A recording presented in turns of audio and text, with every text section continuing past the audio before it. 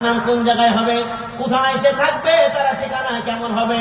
আল্লাহ রাসূল সাল্লাল্লাহু আলাইহি ওয়াসাল্লাম তিনি বলেন, আমি মেরাজের রাত্রিতে হযরত জিবরাইল আর মিকাইল আলাইহিস সালাম আমাকে দুই হাত ধরে নিয়ে চলে যাচ্ছে। এক জায়গায় গিয়ে দেখলাম একজন বান্দা রক্তের নদীতে হাবুডুবু খাচ্ছে, সাঁতার কাটছে। আমি জিজ্ঞাসা করলাম, ও জিবরাইল, বলো বলো, এই বান্দাটা দুনিয়ার বুকে কি অপরাধ করেছে, কি পাপ করেছে, কি কাজ করেছে বলো, যার দ্বারা একে রক্তের নদীতে সাঁতার কাটতে হচ্ছে। হযরত জিবরাইল আলাইহিস সালাম তিনি বলেছিলেন, ইয়া রাসূলুল্লাহ, হাবিবাল্লাহ গো, এই বান্দাটা দুনিয়ার বুকে একটাই পাপ কাজ করেছে, একটাই অপরাধ করেছে। এই বান্দাকে আল্লাহ তাআলা বলেছিল তুমি হালাল খাও, তুমি হারাম পথে যেও না, কিন্তু সে শয়তানের চক্রে পড়ে সুদের খাতায় হাত রেখে, সুদের খাতায় পা রেখে, সুদের খাতায় ইনকাম করে সুদ করবে না, দুনিয়া থেকে বিদায় নিয়েছে। আল্লাহ রাসূল সাল্লাল্লাহু আলাইহি সাল্লামকে জিবরাইল সাল্লাম বলেন, যে দুনিয়ার বুকে এক নম্বরে সুদখোর ছিল। তাই সুদখোরের পরিণতি হবে রক্তের নদীতে হাবুডুবু খাওয়া। আরো উদাহরণ শুনে রাখুন, যারা দুনিয়ার বুকে মস্তানিগিরি করে, মদ খেয়ে, শয়তান তাদেরকে বলে তোরা মুসলমান। আরে মুসলমান হলি তো কি হলো, একবার মদটা খেয়ে দেয়, শয়তান তাদেরকে ফুসলিয়ে মদ খাওয়াতে লিপ্ত করে দেয়। আল্লাহ রাব্বুল আলামিন বলেন, এই দুনিয়ার বুকের মুসলমান, তোমার জন্য আমি চারটি জিনিসকে হারাম করে দিলাম। এই চারটি জিনিস পরিষ্কার করে শুনে রাখো, চারটি জিনিস শুনে রাখো। ইন্নামাল খামরু ওয়াল মাইসিরু ওয়াল আসলামু ওয়াল আনসাবু রিজসুম মিন আমালি শাইতান। চারটি জিনিস হারাম করেছে। এক নম্বর হলো ইন্নামাল খামরু, অর্থাৎ মদ খাওয়া তোমার জন্য আমি হারাম করে দিলাম। এই প্রতিটি মুসলমান জানে, মুসলমানের বাচ্চারা জানে মদ খাওয়া হারাম, তবুও মুসলমানরা ওই মদেই মুখ রাখে। কিছু মুসলমান মস্তানিগিরি করার জন্য মদ খায়। আল্লাহ রাব্বুল আলামিনের কোরআনের বিধান, কোরআন তারা মানল না, কোরআন তারা মানল না। আল্লাহ রাব্বুল আলামিন বলেন, ইন্নামাল খামরু, অবশ্যই মদ খাওয়া হারাম করলাম, ওয়াল মাইসিরু, জুয়া খেলা হারাম করলাম। আজ মুসলমানের ছেলেরা, মুসলমানের বাচ্চারা দেখেন তাসের আড্ডায় জুয়া খেলে, চায়ের দোকানে জুয়া খেলে, ওই বাসে সিটে বসে বসে জুয়া খেলে, ট্রেনের সিটে বসে বসে জুয়া খেলে। হায় রে মুসলমান, কোরআনের আয়াত তোমার কাছে কোথায় গেল? কোরআনের বাণী তোমার কাছ থেকে কোথায় গেল? কোরআনের কথা তোমার কাছ থেকে কোথায় গেল বলো? লটারি খেলা মুসলমান তোমার জন্য হারাম করে দিলাম। তুমি লটারি খেলতে পারবে না, ভাগ্য তুমি পরিবর্তন করতে পারবে না, যেহেতু তুমি মুমিন। মুমিনের সঙ্গে আল্লাহ রাব্বুল আলামিন রাসূল বলে দিয়েছেন, আল ঈমানু তুমিনা বিল্লাহি ওয়া মালাইকাতিহি ওয়া কুতুবিহি ওয়া রাসূলিহি ওয়াল ইয়াউমিল আখির ওয়া তুমিনা বিল কদরি খাইরিহি ওয়া শাররিহি বিদাল্লাহি তাআলা ওয়াল বা'থি বা'দাল মাউত।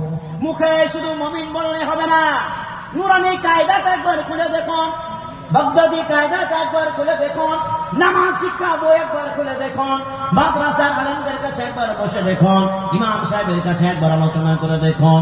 ঈমান কাকে বলা হয়? আল্লাহ রাসূল সাল্লাল্লাহু আলাইহি সাল্লাম বলেছেন, আল ঈমানু তুমিনা বিল্লাহ, ঈমানের সঙ্গে হচ্ছে আল্লাহ রাব্বুল আলামিনকে বিশ্বাস করে নেওয়ার নাম।